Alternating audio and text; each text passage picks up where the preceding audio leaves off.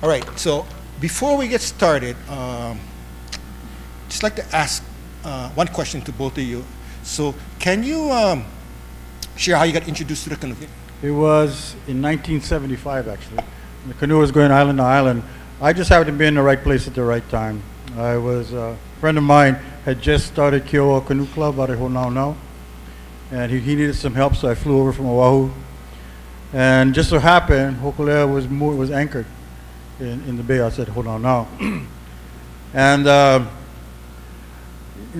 prior to getting on the canoe, I'd followed the construction of it, and I remember thinking someday I'd like to go sail on that canoe.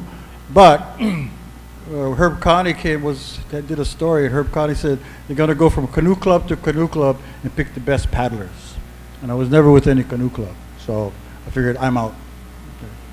So I got to Hokule'a, and a friend of mine, Andrew, was one of those that started the Kiowa Canoe Club. So they had a scrimmage race between Kiowa and Kaiopua. And at the end of the race, Hokule'a's crew at the time had come down to the shoreline, and they'd asked if we could shuttle them out to the canoe. The gentleman that came up to ask me was Herb Connie. I found out that later, but he was the one that asked us to shuttle the crew out. So we did.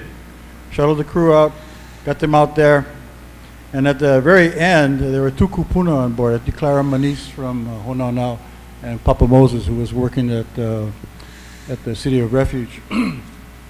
Anyway, when we got the last crew members aboard, we were about ready to push off, and they were in a prayer circle. So we waited out of respect to let them finish the prayer.